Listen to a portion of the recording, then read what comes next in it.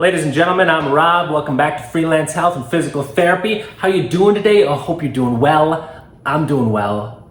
Let's share that joy, huh? Let's share that energy. I'm not going to apologize for my overly casual look today. I'm going on vacation in 2 days, which is why I look like a sweated up super cabana boy from the Wild West. That's my look. It's who I am. It's what's up. Today, in part 2 of episode 2 of Sacred Beef, where we use science and reason to take sacred cows and turn them into sacred beef. We're going to be continuing last video's conversation on stretching. Last video we talked about what stretching does and what it doesn't do. Today we're going to talk about how to obtain the reported benefits of stretching without wasting your time stretching. There's better ways to do it. Before we go into that, here's the disclaimer.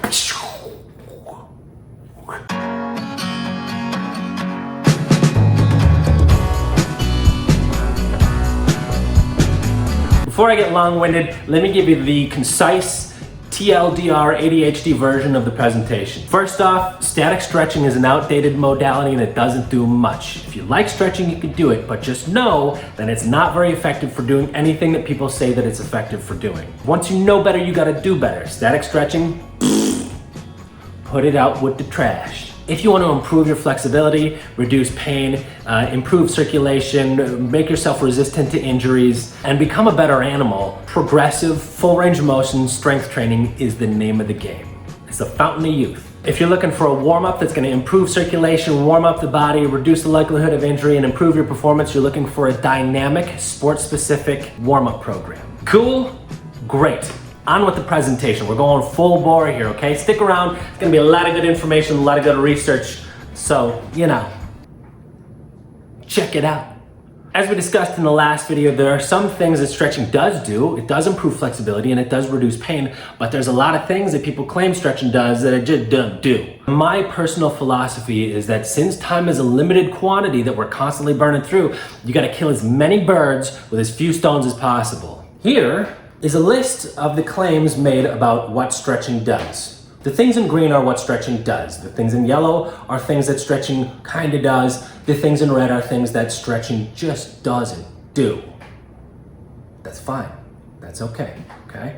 Okay? So the question then is this: what's the most birds you can kill with 1 or 2 stones? It's a good question. How do you improve flexibility without stretching?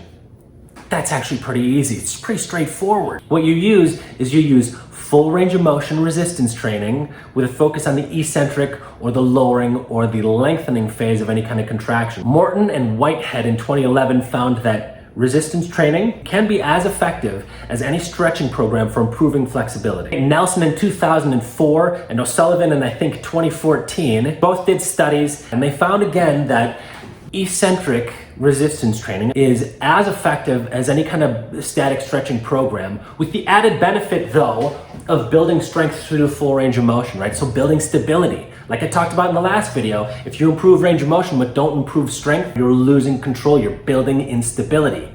Not good, setting yourself up for an injury. Progressive resistance training programs with a focus on the eccentric phase of any kind of contraction is gonna be a better way of improving your flexibility, improving your range of motion than static stretching. Cool, super cool, dude. I love that stuff. Okay, if static stretching is garbage for a warm-up, what do you do for a warm-up then? Well, that's a good question, isn't it? What you wanna do is you wanna do a dynamic sport-specific warm-up. Fradkin et al. In 2010, Franz et al. In 2011, and Herman et al. In 2012, they all did studies, and the research suggests that a dynamic warm-up is a great way to prevent injury and to boost performance. It actually does boost performance for sprints and jumps and other things like that. There was another study by Torborg in 2017. They studied what's called the FIFA 11 Plus, which is a soccer dynamic warm-up program. And they found that the athletes that performed this had 39% fewer injuries during that athletic season. That's pretty compelling information. This is a very powerful tool to keep yourself out of the rehab clinic, out of the injured status. Okay, so then what is a dynamic warm-up? Super basic. Now, I found online something called the RAMP method. RAMP, as you can see, stands for raise, talking about raising your metabolic activity, raising your core temperature. Activate and mobilize, right here-ish.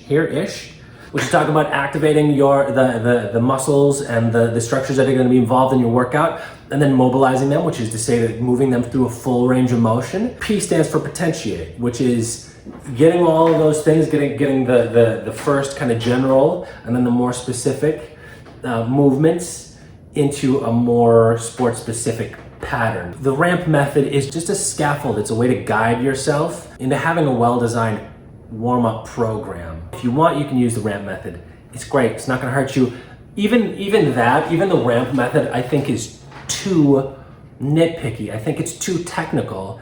I don't want to spend a second thinking about my warm-up. Here's my recommendations for a warm-up. 5 to 10 minutes of light to moderate general exercise. Jogging, jumping rope, jumping jacks, cycling, something that's just like real basic to get your core temperature up, get your heart rate up, get your metabolism kind of ready to put out. And then you're gonna do 5 to 10 minutes of sport-specific movements that keep your body warmed up. Say you're a field athlete, you're playing soccer. Sport-specific movements are gonna be dribbling the ball up and down the field, high knees, karaoke, grapevines, the kind of movements that your sport is going to require you to perform on the field to succeed. Part of the preparation, part of the warm-up is getting your mind on board with what you're about to do. Get your head in the game. Like that's 5 to 10 minutes where you're not just moving the body, but you're moving the mind, right? And you're getting your body and your mind and your spirit just all mixed together and doing the dance and singing the song. Ready to rock and roll. That's more what the purpose of the warm-up is. Again, there's a lot of people that are out there that are gonna try to make it real technical and they're gonna try to sell you on a specific funky program. Don't really need them. 5 to 10 minutes of light jogging, 5 to 10 minutes of something sport specific. Keep your head in the game, good to go, right? And notice I do say 5 to 10 minutes. 5 to 10 minutes of each. Once you're feeling warmed up and ready to rock and roll, good to go, man. So another question is, how do you reduce DOMS or delayed onset muscle soreness? Well, first off, you don't need to. I touched on this in the last video. If you go to the gym and you work out hard enough where you're gonna be sore, congratulations, you earned it. Welcome to the human race. When you work hard and your body has to recover from it, it lets you know that it's in recovery mode by giving you a little bit of pain and discomfort. It says, hey, you worked hard enough yesterday, go a little light on me today because I need to recover, I need to heal this stuff. There is a utility to that pain. Your body doesn't just give you pain for no reason. To be fair, sometimes it does.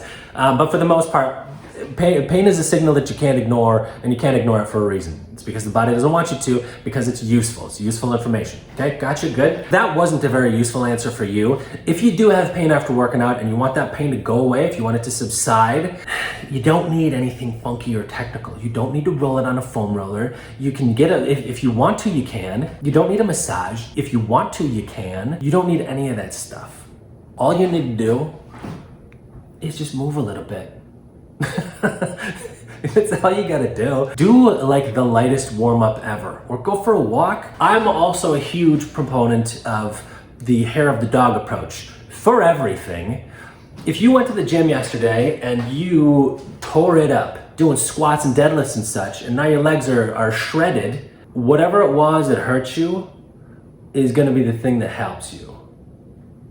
So if your legs are sore from doing heavy squats yesterday or the day before, do some super lightweight body weight squats and just get those muscles moving. Get the muscles moving. Show your brain, show your body that things are okay, that you acknowledge the pain by not overloading it, but that you also have continuing requirements of your body to be able to squat and to move in a completely normal and physiological way. Some people talk about laser light therapy. No, I'll do a video on that. Again, people love talking about foam rolling and stuff for recovery. No, it doesn't do what people say it does. It's basically the same thing as static stretching. It temporarily reduces your pain by modifying nociceptors, and those benefits are typically gone within 30 minutes. It's fine, you can do it. How about realigning collagen and scar tissue and breaking adhesions and all that other stuff? What you want is a well-designed, progressive strength training program. Malice et al. In 2013 found that progressive strength training can be used to increase the length of muscles in knee OA patients, osteoarthritis. So people with knee arthritis can do resistance training and it makes the muscles longer. Anderson et al. In 2004 did a study where they found that hypertrophy training, resistance training with the target of increasing the size of a muscle alters the angle of pennation of a muscle. The higher the pennation angle, the more muscle fibers are typically able to pull. You get a shorter power stroke, you get a shorter pull, but a lot more power. It's a bulkier muscle, but it's stronger. So that's another example of how resistance training can change the morphology of your muscles. Langberg in 2004 found that people that do resistance training have an increased rate of collagen turnover. Collagen is connective tissue, right? It's in the tendons, it's in the meniscus, it's in the ligaments, it's in all those things. That's to say that if you have some sort of collagenous issue, right, with adhesions or scar tissue, whatever it is, resistance training is gonna force those tissues to turn over at a higher rate. Right? Which is to say that it breaks that stuff down.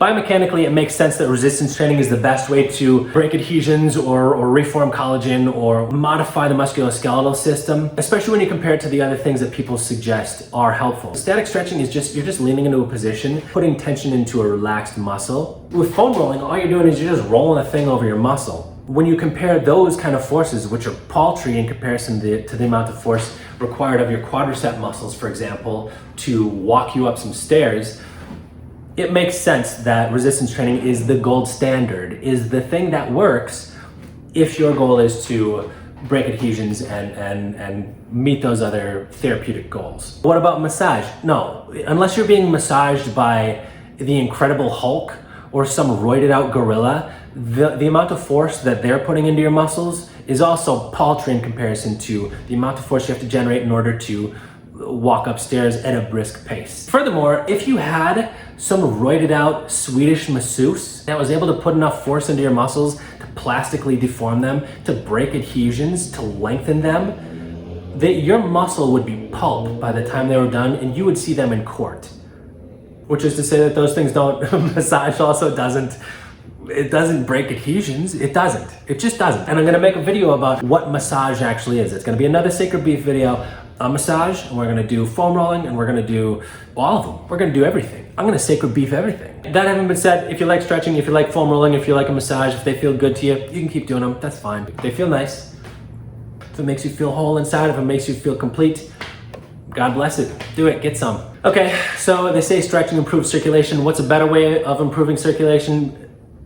I don't know, better exercise that's not stretching, going for a walk, resistance training, anything that's more intense than stretching is gonna improve your circulation by that much. It's kind of obvious. That's kind of a clear, I don't know, it's not much to say about that. Okay, so then how does pain reduction with stretching compare to other modalities? Well, first off, I mean, stretching, like I said, it does actually have a meaningful impact on pain. It does reduce pain. In the last presentation that I did cite a study that talked about how a low back strengthening program and a low back stretching program can both be very effective long-term in reducing pain. Again, my preference for the strength training program over the stretching program is that the strength training program is going to make you stronger, while the stretching program just reduces your pain, which is also still good. This is still okay, but this is better. It's way better than a stick in the eye. Ladies and gentlemen, that's all I've got.